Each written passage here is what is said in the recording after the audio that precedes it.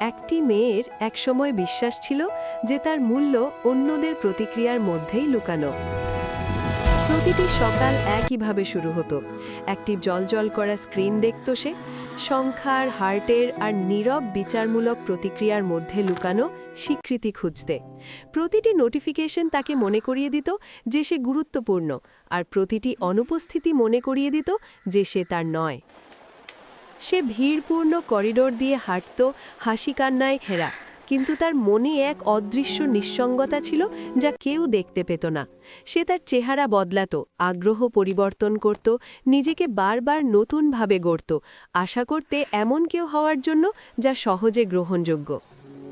এক সন্ধ্যায় ঠান্ডা নিয়ন লাইট আর পড়তে থাকা বৃষ্টির মধ্যে সে এমন কিছু ভাগ করল যা সে সত্যিই ভালোবাসত। সে অপেক্ষা করল। মিনিট গেল, ঘন্টা গেল, প্রতিক্রিয়া কখনোই আশামতো আসলো না। সন্দেহ আশার থেকে বেশি শক্তিশালী হয়ে উঠল।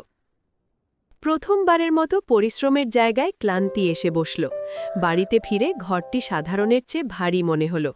সে তার ফোন পাশে ফেলে দিল, স্ক্রিনের আলো ধীরে ধীরে মিলিয়ে যাওয়ায়। নিঃশব্দে সে নিজের প্রতিবিম্বের মুখোমুখি হল। না, অন্যদের জন্য তৈরি করা সংস্করণ নয়, বরং সেই প্রকৃত সংস্করণ যা সে দীর্ঘদিন এড়িয়ে চলেছিল।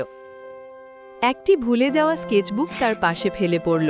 ভিতরে ছিল তার নিজের কিছু অংশ যা স্বীকৃতির দ্বারা স্পর্শিত হয়নি, কাঁচা ভাবনা, অসম্পূর্ণ স্বপ্ন এবং খোলাখুলি আবেগ। সে হেঁচকি দিল, তারপর ভিন্নভাবে সিদ্ধান্ত নিল। স্ক্রিন রিফ্রেশ করার বদলে সে একটি পেন্সিল ধরল। দিন কেটে গেল, সে তৈরি করল, না দেখে কে দেখবে। সে হাঁটল, নিজেকে অন্যের সঙ্গে তুলনা না করে।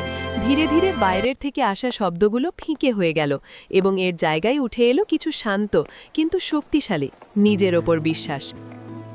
তার চারপাশের পৃথিবী হঠাৎ পরিবর্তিত হয়নি। মানুষ এখনও দেখত, বিচার করত আর এগিয়ে যেত, কিন্তু সে আর তাদের চোখ দিয়ে নিজের মূল্য মাপত না। একদিন তার কাজ অন্যদের সামনে দাঁড়ালো। কেউ প্রশংসা করল, কেউ উপেক্ষা করল, অগণিতভাবে ব্যাখ্যা করল। তবুও এবার সে শান্ত ছিল। ফলাফল আর তার মূল্য নির্ধারণ করল না।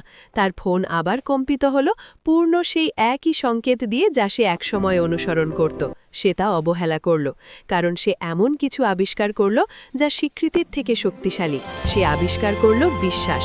আর যখন সে শেষ পর্যন্ত দিগন্তের দিকে তাকালো, তখন বুঝল যে যে স্বীকৃতি সে বহু বছর ধরে খুঁজে বেরিয়েছিল তা সবসময় তার ভেতরে অপেক্ষা করছিল।